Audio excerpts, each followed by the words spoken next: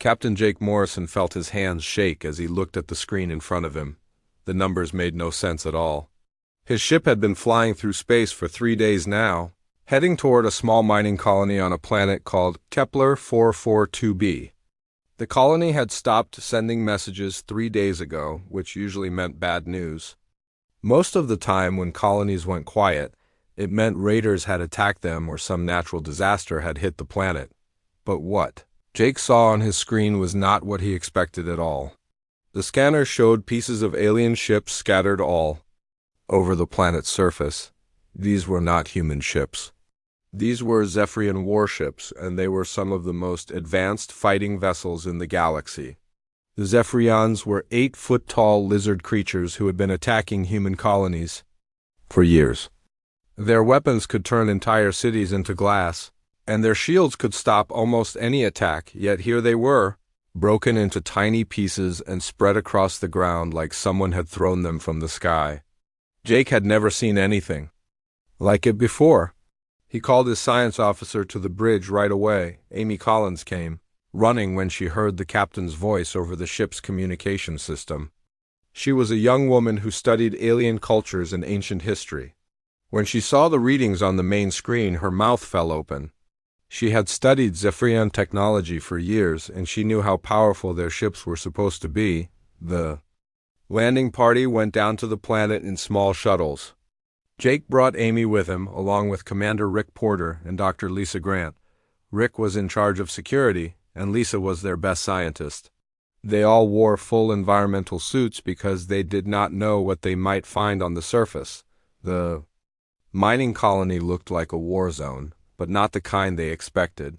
Buildings were damaged, but not destroyed completely.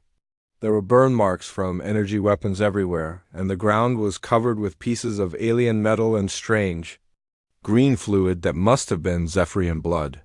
Amy found the first alien body near what used to be the colony's main building. The Zephyrian warrior was huge, even lying on the ground. Its thick, scaly skin was supposed to protect it from most weapons, and it wore advanced armor that should have made it nearly impossible to kill. But when Amy looked closer, she saw something very strange. The creature looked old. Not just dead, but ancient, like it had been lying there for hundreds of years instead of just 3 days. Its scales were cracked and falling off, and its armor had rusted through in places. Amy had never seen anything like it before. She took samples and photos, but she could not understand what had happened to make the warrior age so quickly. Rick found the human survivors in underground bunkers beneath the colony. 43 people were still alive, including men, women, and children. They all seemed healthy, which was impossible.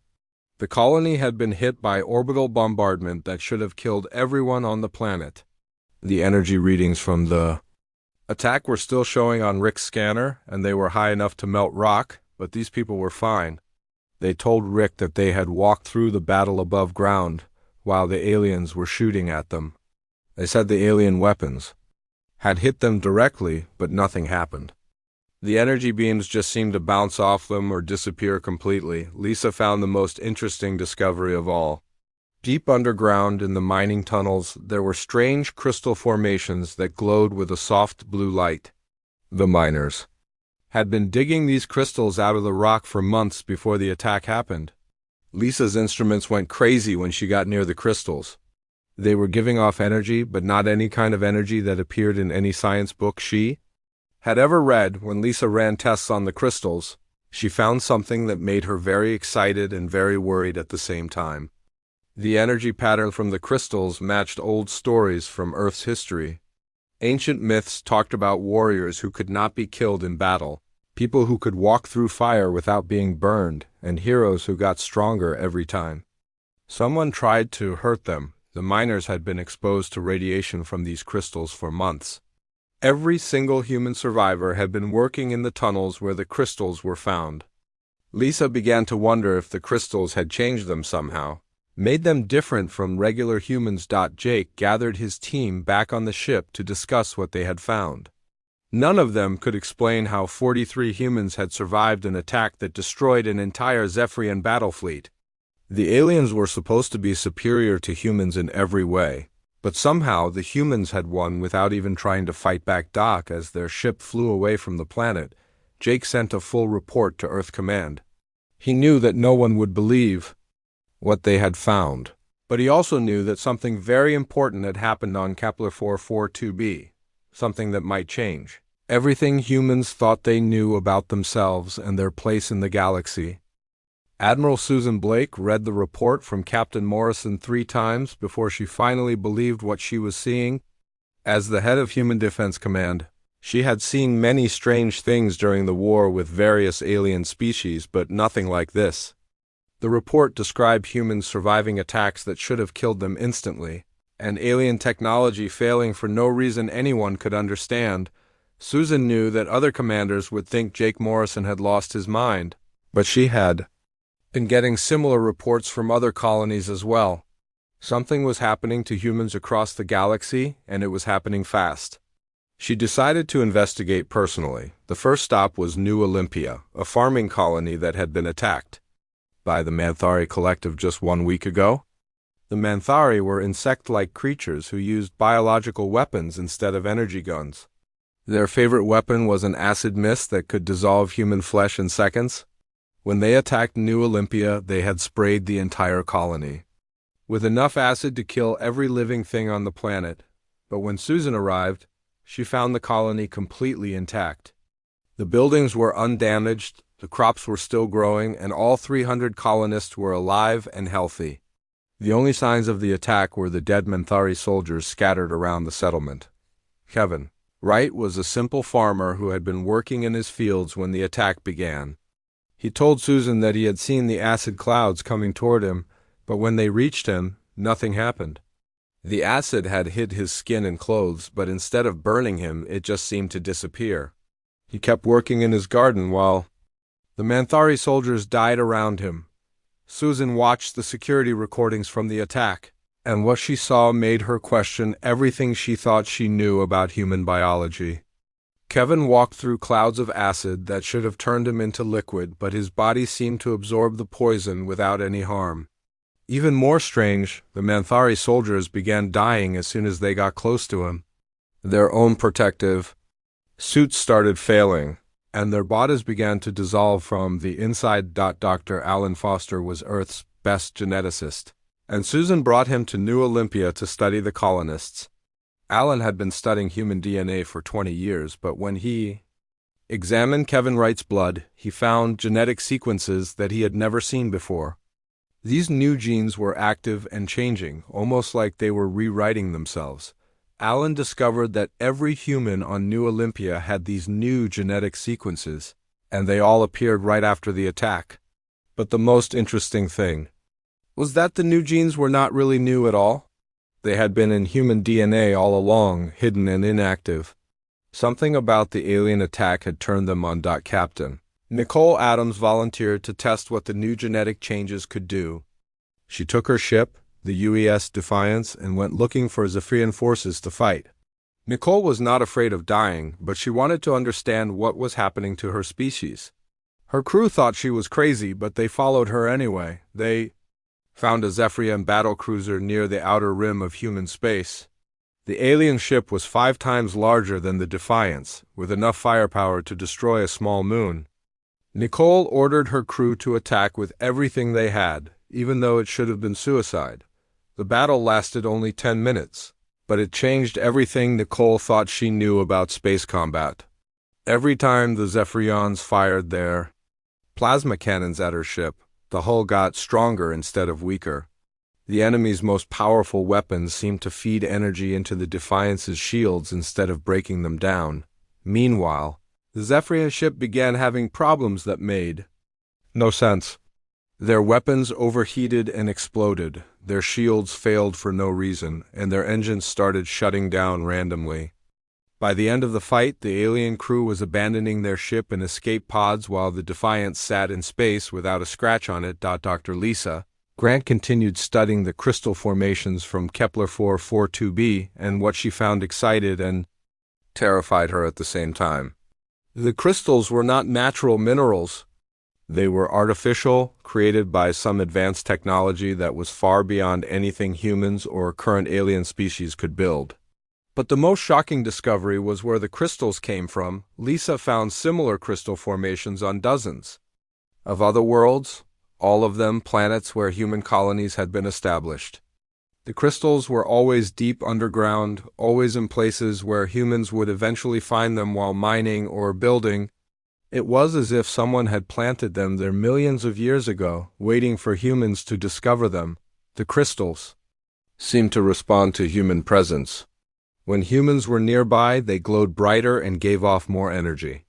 When aliens approached them, they became dim and inactive. Lisa began to suspect that the crystals were specifically designed to work with human genetics, like they were part of some grand plan that had been set in motion.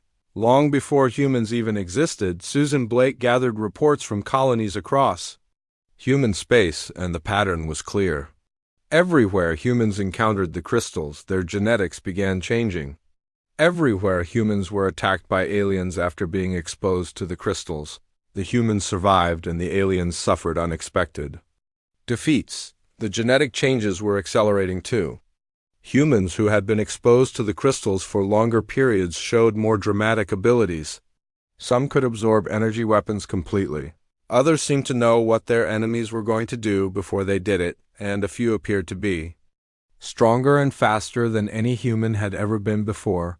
But the most important discovery was that the changes were spreading.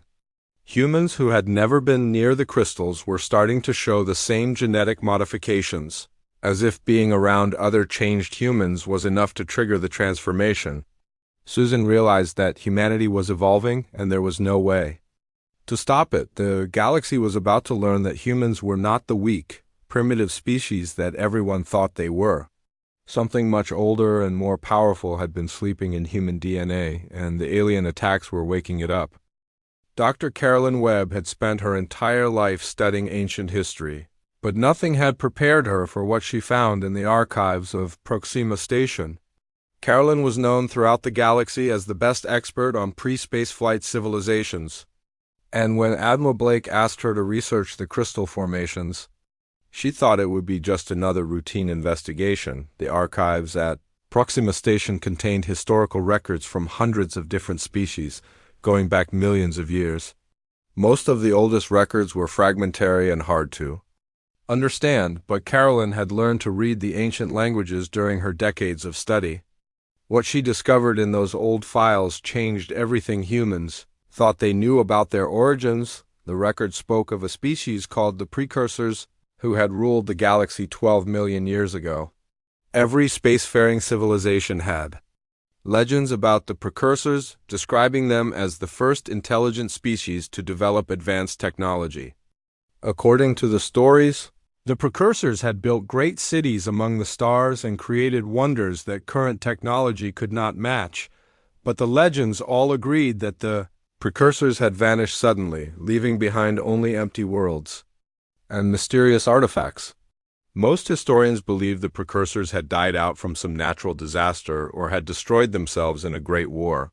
Carolyn had always accepted this explanation until she started finding records that told a very different story. Commander Troy Bennett led the expedition to find the Precursor homeworld.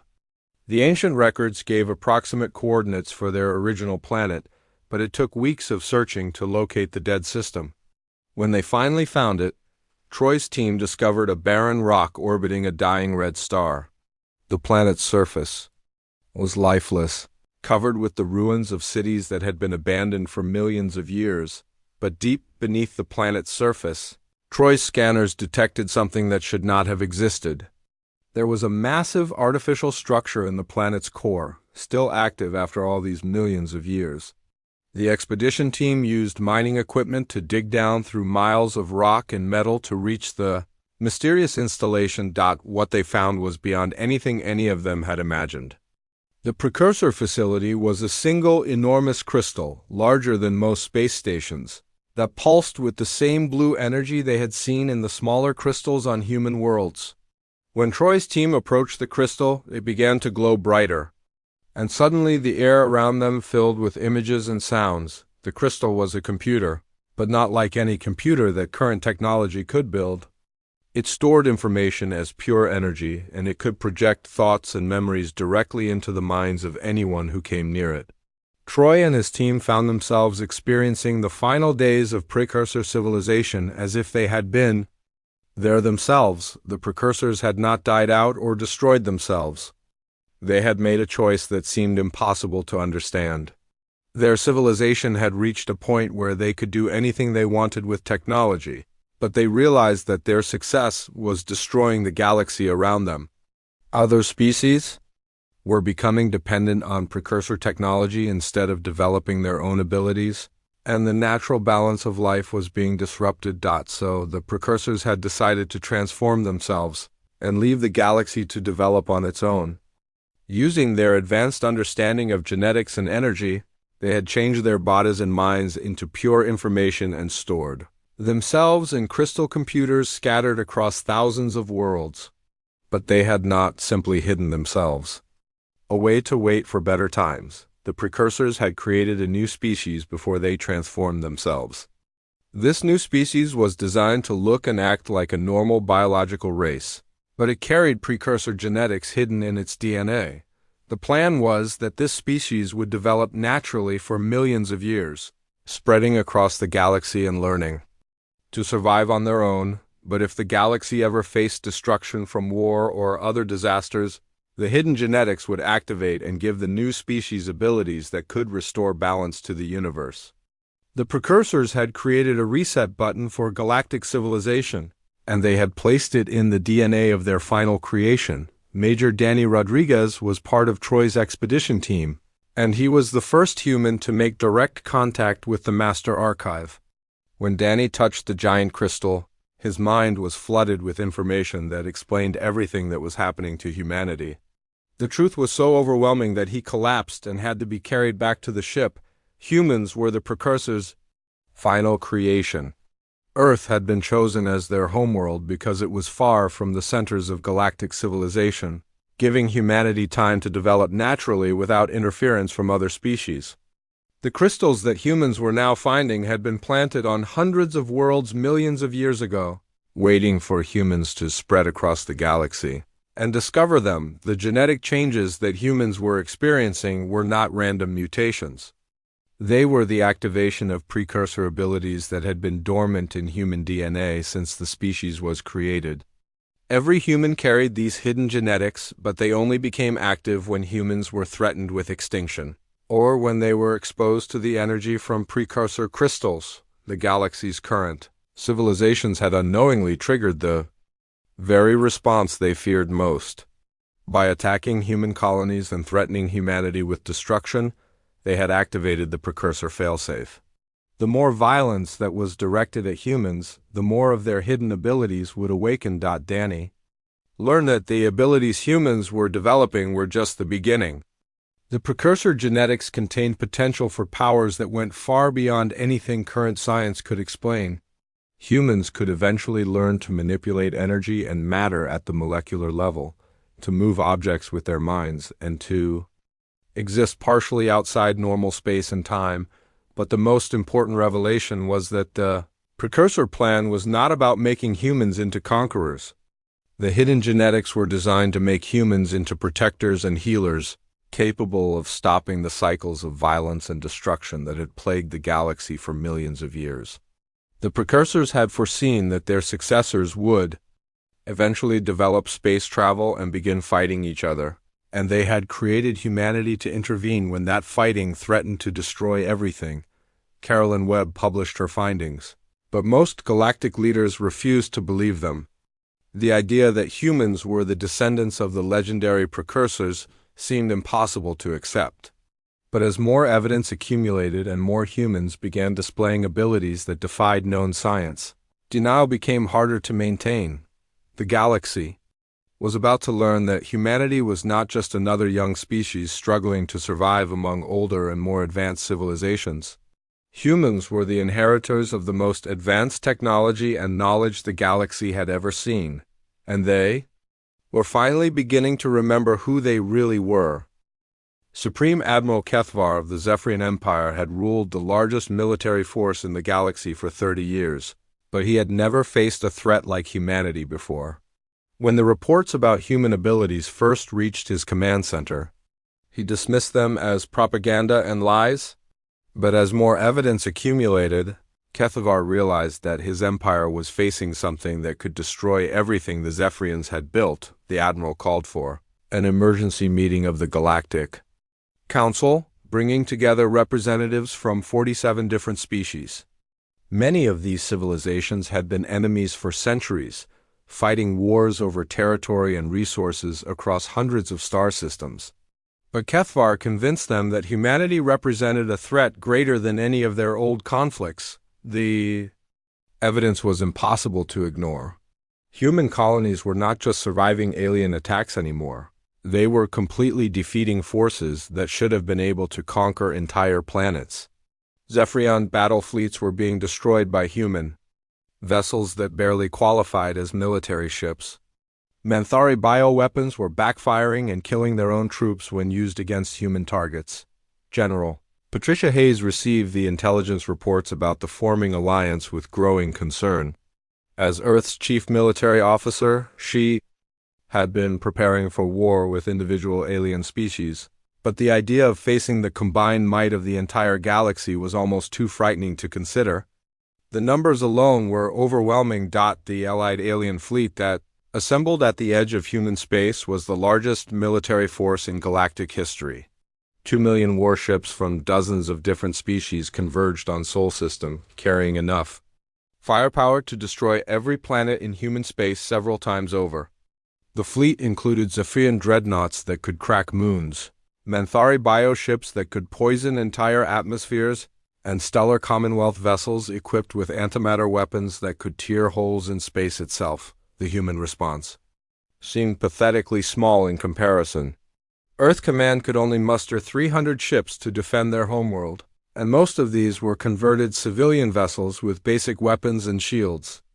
Many of the human crews had never been in a real space battle before, and their equipment was centuries behind what the aliens were bringing to the fight.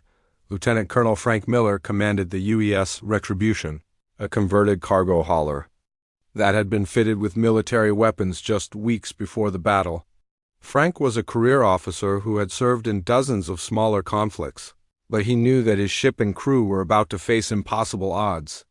When the alien fleet entered Sol System, Frank's ship was assigned to defend the outer planets. The first engagement took place near Jupiter, where Frank's small squadron encountered a Manthari dreadnought that was 50 times the size of his ship. The alien vessel opened fire immediately, launching bioweapons that should have dissolved the human ships in seconds. Frank ordered his crew to take evasive action, but there was nowhere to run in the emptiness of space. What happened next defied every law of physics that Frank thought he understood. The Manthari weapons hit his ship directly, but instead of causing damage, they seemed to make the hull stronger. Frank's instruments showed that his ship's armor was actually absorbing the energy from the alien attacks, and using it to reinforce the vessel's structure. Frank decided to test this impossible phenomenon by ordering a direct attack on the alien dreadnought. His ship's simple kinetic weapons should have been useless against the Manthari's advanced shields, but when the projectiles hit their target, the alien vessel's defenses collapsed completely. The dreadnought began breaking apart as its own bioweapons turned against it, consuming the ship from the inside. Similar scenes played out across the Sol System as the human fleet engaged the alien armada. Every weapon fired at human forces only made them stronger, while alien technology began failing in ways that their creators had never seen before. Zephyrian plasma cannons overloaded and exploded, destroying their own ships. Manthari bioweapons infected their creators instead of their targets. Stellar Commonwealth antimatter warheads imploded harmlessly when they came into contact with human vessels. Dr. Helen Carter observed the battle from Luna Station, recording everything with instruments that she could barely believe were giving accurate readings. Helen had studied human biology for decades, but what she was seeing went beyond anything in medical science. The human crews were not just surviving impossible attacks, they were evolving in real time. some humans began displaying abilities that seemed like magic. Captain Steve Rogers of the UES Vigilant started moving objects with his mind, redirecting alien missiles back at their sources without touching any controls. Lieutenant Maria Santos began predicting alien attack patterns before they happened, allowing her ship to be in exactly the right place to avoid damage every time. Most disturbing of all, some humans seemed to be existing in multiple places at once. Commander John Davis was seen on his ship's bridge and in the engine room at the same time, and security cameras showed him performing impossible feats of speed and coordination. It was as if the laws of space and time were bending around the human crews. The alien commanders realized too late that they had made a catastrophic mistake. By bringing such overwhelming force against humanity, they had triggered exactly the response they were trying to prevent. Every attack was making humans more powerful, and the rate of change was accelerating beyond anyone's ability to predict or control. Admiral Kethvar watched his magnificent fleet being torn apart by forces he could not understand. The Zephyrian Empire had conquered dozens of worlds with these same ships, but now they were being destroyed by converted human cargo vessels. His own flagship was beginning to experience the same technological failures that were crippling ships throughout the Allied fleet. The battle for Sol System lasted 18 hours, but the outcome was decided in the first few minutes. The alien alliance had brought enough firepower to destroy 100 human civilizations, but instead of achieving victory, they had unleashed something that none of them were prepared to face. By the time the surviving alien ships began retreating, it was clear that humanity had not just won the battle. They had evolved beyond anything the galaxy had ever seen. General Hayes stood in the command center on Earth, watching the retreating alien fleet on her screens. She should have been celebrating the greatest military victory in human history, but instead she felt a growing sense of unease. The humans who had fought in the battle were no longer the same species that had sent them into space. They were becoming something new, something that even she was beginning to fear. The galaxy had tried to destroy humanity and failed, but in the process, they had created something far more dangerous than they could have imagined. The war was over, but the real challenge was just beginning. The defeat at Sol System shattered the confidence of the Galactic Council, but it did not break their determination to destroy humanity. Supreme Admiral Kethvar convinced the remaining alien leaders that their only hope for survival was to escalate the conflict beyond anything the galaxy had ever seen before. If conventional military force could not stop the humans, then they would have to use methods that no civilized species had ever considered. The new strategy was simple and brutal. Instead of attacking human military targets, the alien alliance would focus on civilian populations. They would target human colonies, research stations, and even passenger ships, hoping to find some limit to humanity's defensive capabilities. The alien leaders convinced themselves that if they could kill enough humans quickly enough, they might prevent the species from evolving further. Captain Roger Stone received orders that made him sick to his stomach. Earth Command was sending him to attack Zephyrian Prime, the capital world of the enemy empire. Roger had spent his entire career fighting to protect innocent people, and now he was being asked to assault a planet with billions of civilian inhabitants. But when he learned what the Zephyrians were planning to do to human children on the frontier colonies, his hesitation disappeared. Roger's task force consisted of only 12 ships, facing orbital defenses that had protected Zephyrian Prime for 3,000 years. The planet was surrounded by thousands of automated weapon platforms, energy shields that could stop planet-killing asteroids, and a defensive fleet larger than most species' entire navies. By every measure of military science, Roger's attack should have been impossible, but the humans did not even slow down as they approached the enemy capital. Their ships passed through the defensive grid as if it did not exist, their hulls adapting to each new weapon type in seconds. Energy beams that should have vaporized the human vessels instead seemed to feed power into their systems. Kinetic projectiles bounced harmlessly off armor that grew stronger with each impact. The siege of Zephyrian Prime became a demonstration of precision that seemed impossible given the scale of destruction the humans were capable of. Roger's forces systematically destroyed every military installation on the planet without harming a single civilian building.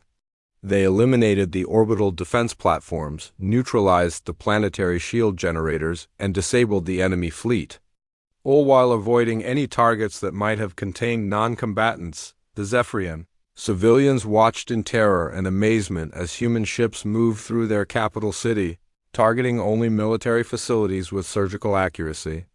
Buildings that housed soldiers were reduced to rubble, but hospitals and schools remained untouched. It was as if the human crews could distinguish between combatants and innocents at the molecular level. Major Lucy Green led the ground forces that occupied the defeated Zephyrian colonies. Lucy had expected fierce resistance from the alien civilians, but instead she found something that no military textbook had prepared her for. The Zephyrian population was surrendering en masse, not out of fear, but because they had lost all desire to fight. Dr. William Park accompanied Lucy's forces to study this unprecedented phenomenon. William was a specialist in alien psychology, and what he discovered challenged everything scientists thought they knew about aggressive behavior. Medical scans revealed that proximity to humans was triggering genetic changes in the Zephyrian population, suppressing their natural aggression and enhancing their capacity for cooperation. The effect was not limited to Zephyrians. Everywhere human forces went, alien populations began experiencing the same transformation. Manthari hive warriors started questioning their queen's orders for the first time in their species' history. Stellar Commonwealth soldiers began refusing to fight, claiming that violence felt wrong and unnatural to them. William realized that the precursor genetics were not just changing humans. They were broadcasting some kind of field that affected all nearby life forms. Species that had been locked in cycles of warfare for millennia were suddenly finding peaceful solutions to conflicts that had seemed impossible to resolve. Ancient grudges between civilizations began dissolving as their populations lost the ability to maintain hatred for extended periods. The transformation was accelerating at an exponential rate. Humans who had been exposed to combat situations were developing new abilities every day. Some could manipulate matter at the atomic level, reshaping metal and stone with their bare hands. Others demonstrated telepathic connections that allowed them to coordinate actions across vast distances without any technological assistance. Captain Lisa Morgan discovered that she could exist in multiple locations simultaneously during a battle near the Rim worlds. Security recordings showed her fighting on 3 different ships at the same time, and each version of her displayed complete awareness of what the others were doing. When asked to explain how this was possible, Lisa could only say that it felt natural, like she had always been able to do it but had never tried before. The alien leadership grew increasingly desperate as their populations turned against the war effort. Entire species were laying down their weapons and requesting peaceful negotiations with human representatives. The Manthari collective split into factions, with younger queens refusing to follow the orders of their elders.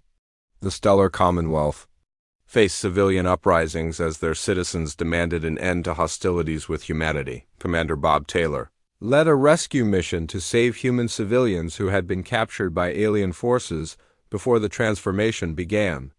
When his team reached the prison facilities, they found that the alien guards had already released all the human prisoners and were begging for forgiveness. The guards claimed that being near the humans had shown them the horror of what they had been doing, and they could no longer bear to cause suffering to any living being. Dr. Margaret Lewis achieved what she called full genetic activation. During a research expedition to study precursor ruins, Margaret had been exposed to crystal energy for months, and her transformation was more complete than any human had experienced before. She could manipulate energy fields with her thoughts, communicate telepathically across interstellar distances, and seemed to understand alien languages without ever having studied them. Margaret explained that the precursor plan was finally becoming clear to her.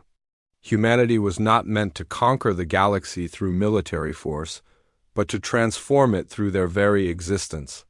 The genetic template that the precursors had hidden in human DNA carried the blueprint for a new kind of consciousness, one that made violence and aggression feel unnatural and wrong. The war was ending not through military victory, but through a fundamental change in what it meant to be a sentient being in the galaxy. Species that had known nothing but conflict, for millions of years, were discovering cooperation, creativity, and compassion for the first time. The transformation was irreversible and unstoppable, spreading from world to world as humans made contact with alien populations. General Hayes realized that humanity had won something far greater than a military conflict.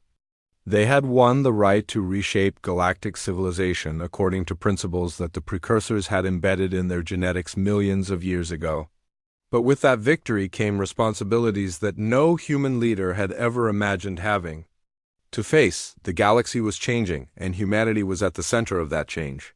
The question was no longer whether humans could survive the hostility of alien civilizations, but whether they could guide the transformation of the entire galaxy into something worthy of their precursor heritage.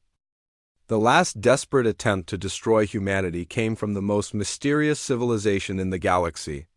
The Void Seekers had remained hidden in the darkness between stars for millions of years, watching other species rise and fall without ever revealing themselves.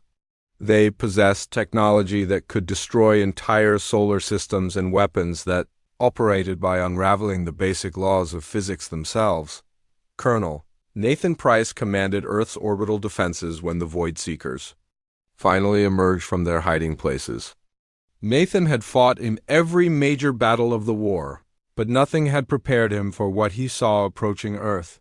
The alien vessels were not ships in any recognizable sense, but geometric patterns of pure energy that moved through space without regard for normal physics. The Void Seekers brought weapons that should have been able to destroy Earth before anyone even knew they were there.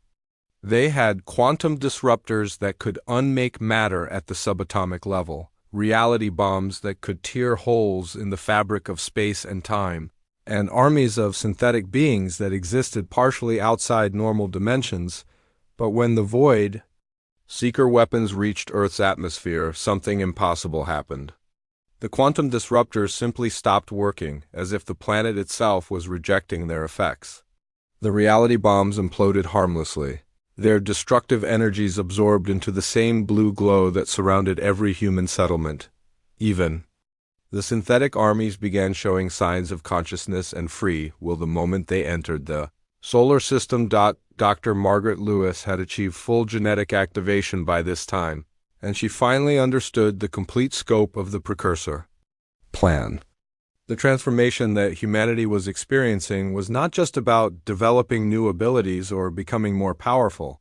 It was about becoming conduits for a new kind of existence that would spread throughout the galaxy and fundamentally change what it meant to be alive. Margaret explained to the world leaders that the precursors had not simply hidden genetic modifications in human DNA. They had encoded a template for universal consciousness, a state of being where all sentient life could coexist without the competitive instincts that had driven galactic civilization toward endless war and destruction. The genetic changes that humans were experiencing were preparing them to serve as transmitters for this new consciousness.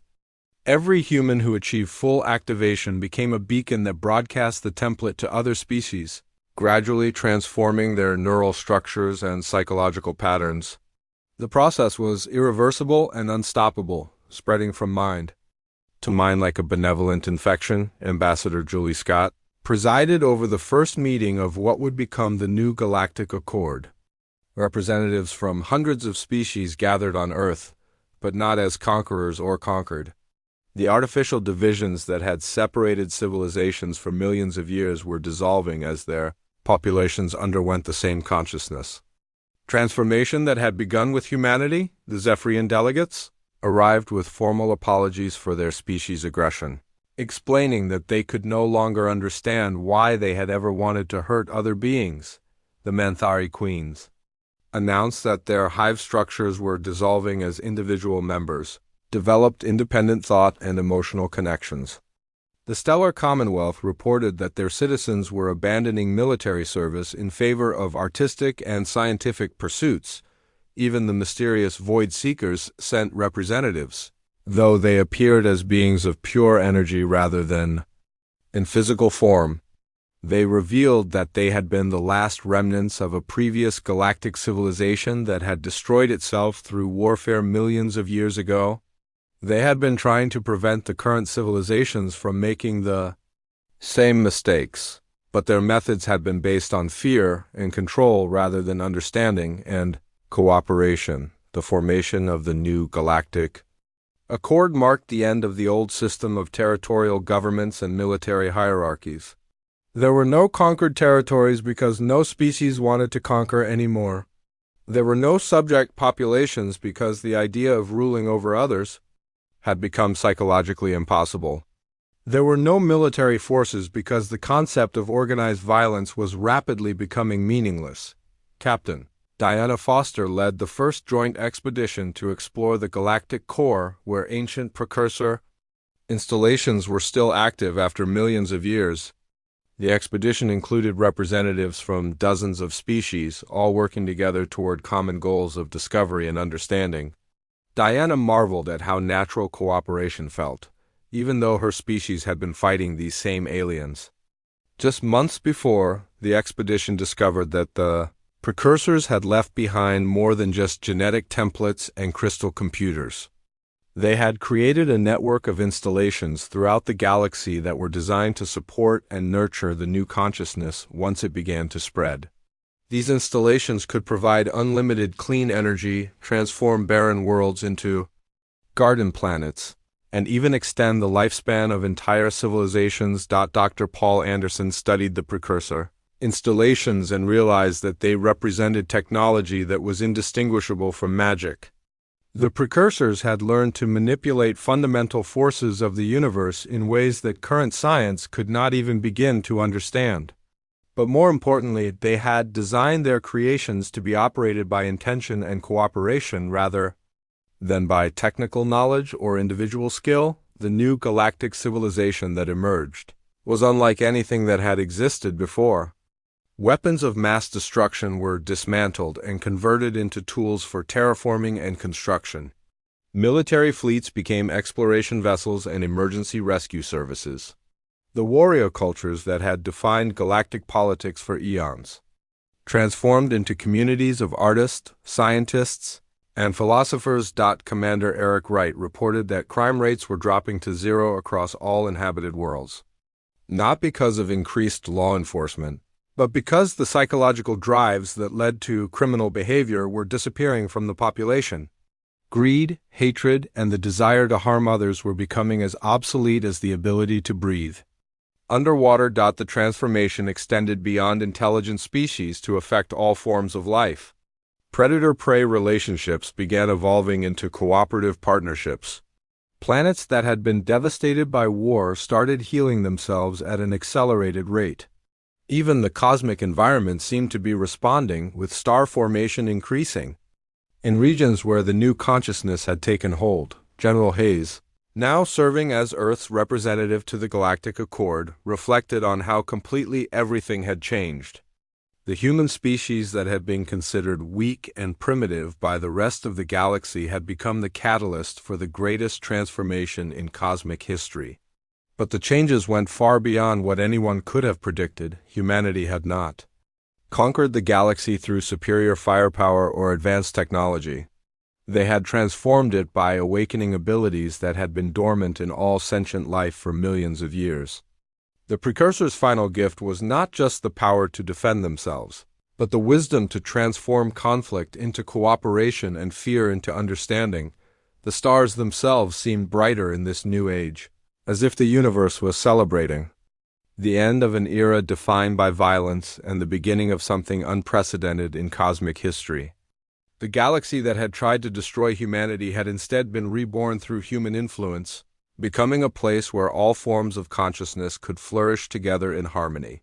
Humanity's rise had indeed been the galaxy's fall, but it was the fall of everything destructive and limiting that had held back the potential of countless civilizations. In saving themselves, humans had saved everyone else as well, fulfilling a destiny that had been written into their genetic code millions of years before they ever looked up at the stars.